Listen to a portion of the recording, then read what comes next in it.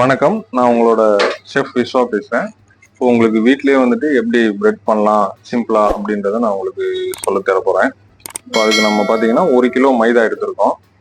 Sugar வந்துட்டு 250 gram sugar எடுத்திருக்கோம். Normal sugar தான். அப்புறம் சால்ட் வந்து ஒரு 10 கிராம் எடுத்திருக்கோம்.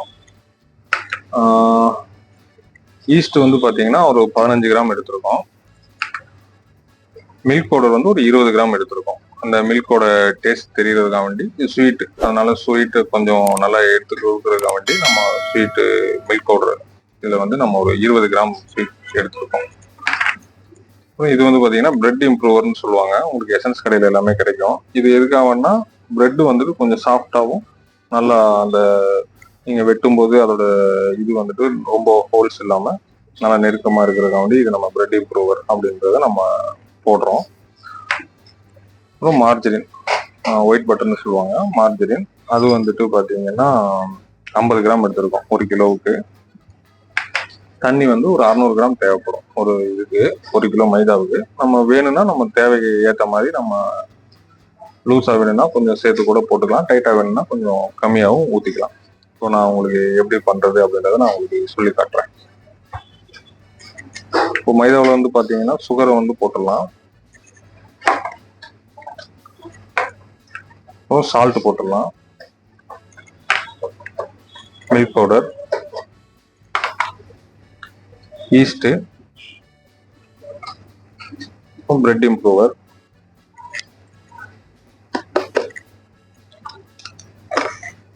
இது எல்லாமே மாவோட சேர்த்து ஒரு தடவை கலக்கிடலாம்.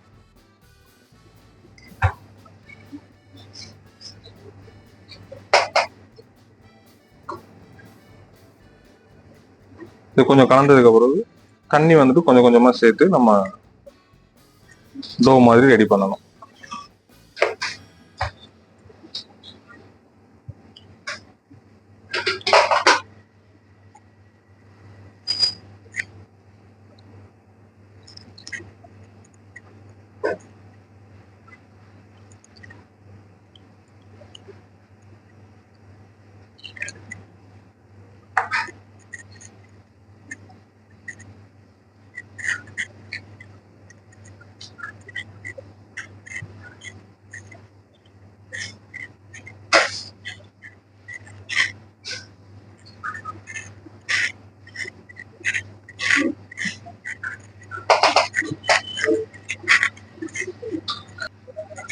மாவு ஓரளவுக்கு இந்த அளவுக்கு வந்ததுக்கு அப்புறம் நம்ம எடுத்து வச்சிருந்த மார்ஜரினை வந்து அது கூட சேர்த்து நல்லா மிக்ஸ் ஆகிற வரைக்கும் மிக்ஸ் பண்ணணும்.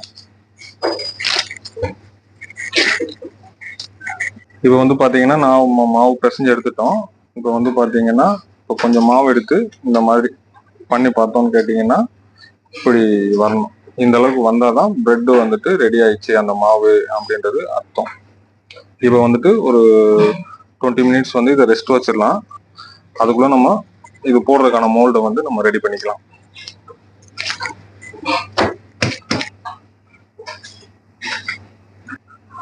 இப்போ வந்து பாத்தீங்கன்னா இதுதான் பிரெட் மோல்டு. இந்த மோல்டுல வந்து பாத்தீங்கன்னா பிரெட் போடுறதுக்கு முன்னாடி ஆயில் வந்து எல்லா பக்கமுமே அப்ளை பண்ணி வச்சுக்கணும், ப்ரெஷ் பண்ணி.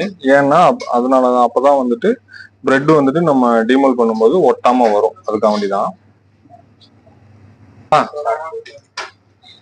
இப்போ நம்ம ரெஸ்ட் கொடுத்து இந்த மாவு வந்துட்டு 450 கிராம் இந்த மோல்டுக்கு வந்து தேவைப்படும். 450 கிராமா நம்ம அதை டிவைட் பண்ணி எடுத்துக்கலாம். அதை எப்படி நம்ம பண்றது பிரெட்டா அப்படின்றது சொல்றேன்.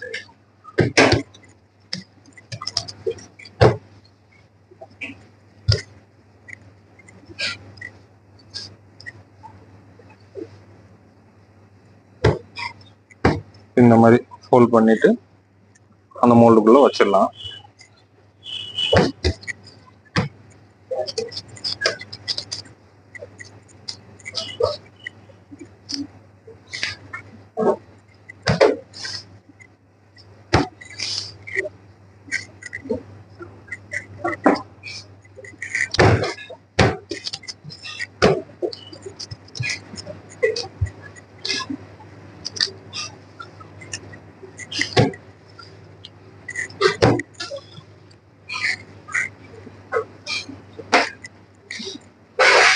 இந்த மாதிரி வச்சுட்டு இதை வந்து கொஞ்சம் ப்ரெஸ் பண்ணி விட்டுறணும்.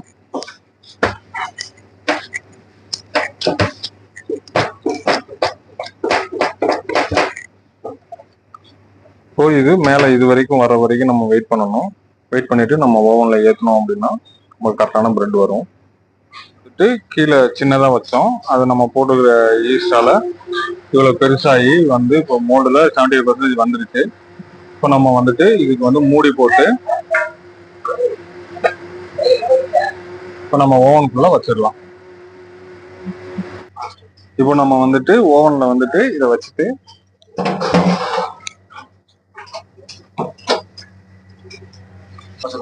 இப்போ இது வந்துட்டு 220 டெம்பரேச்சர்ல நாங்க 20 நிமிஷம் வச்சு பேக் பண்ணணும். நீங்க வீட்டு ஓவன்லயும் இதே மாதிரி ட்ரை பண்ணி பாருங்க. நான் உங்களுக்கு பேக் ஆனதுக்கப்புறம் உங்களுக்கு எப்படி வந்திருக்குன்னு காட்டுறேன்.